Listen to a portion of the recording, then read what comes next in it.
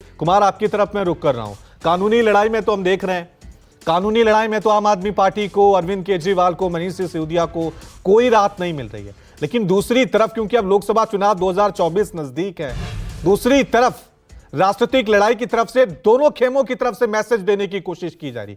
एक victim card खेल रहा है, दूसरी तरफ बीजेपी आक्रामक होकर कि नहीं देखिए हम भ्रष्टाचार के खिलाफ लड़ाई लगातार चला रहे हैं और भ्रष्टाचारियों को जेल भेज रहे हैं।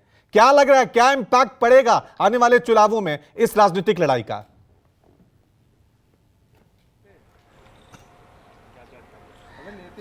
देखिए, जाहिर तौर पे लगातार बीजेपी और खासकर प्रधानमंत्री नरेंद्र मोदी का ये नारा था कि न खाऊंगा न खाने दूंगा, और जिन्होंने भी गरीबों का पैसा लूटा है उन्हें हिसाब देना होगा, उनके साथ न्याय होगा। यानी अगर वो अपराधी हैं तो जेल जाएंगे, अगर नहीं है तो वो बच सकते हैं। बीजेपी भी उसी लाइन पे लगातार यही बात कर रही है। चूँकि करप्शन एक बड़ा मुद्दा भाजपा हर लोकसभा चुनाव हो या विधानसभा चुनाव हो वहाँ बनाती है। अब ये ज़मीन पे कितना बनता है ये अलग बात है, लेकिन इसे मुद्दा बनाने का प्रयास होता है। और दिल्ली के केस में भी यही है। हालांकि अगर दिल्ली के दृष्टिकोण से देखें तो यहाँ के 7 सांसद 14 में भी 19 में भी बीजेपी के थे। आम आदमी पार्टी या कांग्रेस पार्टी या कोई भी सांसद यहाँ नहीं था। लेकिन इस बार दोनों पार्टियाँ गठबंधन में है, आप और कांग्रेस दिल्ली में खासकर, तो ऐसे में लड़ाई रोचक होता हुआ जरूर दिख रहा है। लेकिन बीजेपी लगातार ये प्रयास कर रही है, शराब घोटाला का मामला हो, स्कूल में क्लासरूम बनाने का मामला हो, या ये जो पूरा ईडी का मामला चल रहा है, वो इन तमाम चीज़ों को जोड़कर बीजेपी बार बार ये बताने का प्रयास कर रही है कि अरविंद केजरीवाल और आम आदमी पार्टी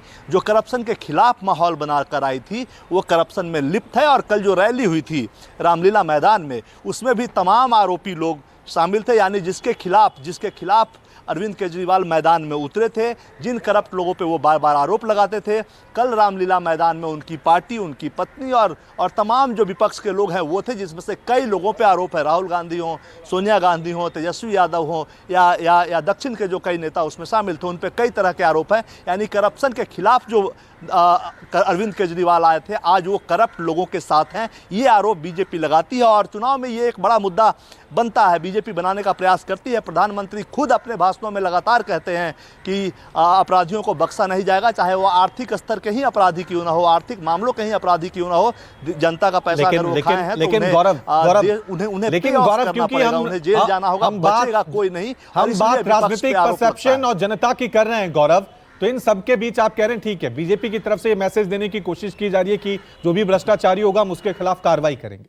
लेकिन क्या जनता तक ये मैसेज नहीं जा रहा है कि जो लोग बीजेपी में शामिल हो गए, ऐसे कई नाम हैं, हाल ही में अशोक चौहान है, हेमंत विश्व शर्मा है, नारायण राणे हैं, अजीत पवार है, उन सबको उनके खिलाफ कार्रवाई ईडी सीबीआई की, लेकिन जैसे बीजेपी में आते हैं क्लीन चिट, एक के बाद क्लीन चिट मिलती जा रही है।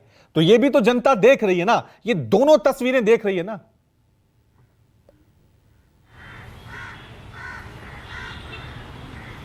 देखिए, बिल्कुल इस बात को लेकर लगातार बीजेपी के नेताओं से हम लोग सवाल करते हैं, और बीजेपी का उन चीज़ों पे भी यही कहना है कि अगर सीबीआई और ईडी कार्रवाई कर रही है, कई नेताओं पे जो पहले के यानी 14 के पहले के भी कई सारे केस हैं, वो राजनीतिक प्रतिद्वंद्विता की भावना से की गई थी। और चूंकि समय समय पे उन छोटे दल के नेताओं पे जिन पे इस तरह के आरोप कांग्रेस के ज़माने में लगे थे, उनका राजनीतिक लाभ लिया जाता था अपनी चुनावी बेड़ा को पार लगाने के लिए या सरकार में कई सारे बिल्स पास करवाने के लिए। ऐसे में बीजेपी साफ साफ ये कहती है कि ये आरोप हम पे जरूर लगता है, लेकिन ये जो तमाम नेता हैं जिसकी बड़ी श्रृंखला, और ये सही बात है, अजीत पवार चक्की पिसिंग एंड पिसिंग, आपको याद होगा, बयान देते थे। अब वो एक तरह से आप कह सकते हैं एनडीए के सहयोगी हैं, बीजेपी के करीब हैं, और कहीं ना कहीं एक तरह से अब वो महाराष्ट्र के डेवलपमेंट के एम्बेसडर के तौर पर देखे जाते हैं। तो ये बातें हैं, आरोप लगते हैं। हेमंता बिस्वा शर्मा है, उन पर भी कई आरोप लगे थे, वो भी अभी बीजेपी में जब वो आए उसके बाद वो मुख्यमंत्री बने हैं, और पार्टी की लाइन पे लगातार आप एक से एक उनका बयान भी सुनते होंगे। बीजेपी ये कहती है कि इन तमाम लोगों पे आरोप थे, लेकिन इनके शामिल होने से हमने कभी सीबीआई और ईडी का दुरुपयोग नहीं किया। तो खबर यही है, आज दिल्ली की सियासत से अरविंद केजरीवाल को कानूनी लड़ाई में कोई राहत नहीं मिली है, लेकिन दूसरी तरफ राजनीतिक लड़ाई चल रही है जिसमें बीजेपी और आम आदमी पार्टी एक दूसरे पे लगातार वार पलटवार कर रहे हैं। बहुत बहुत शुक्रिया आप दोनों का तमाम जानकारी के लिए।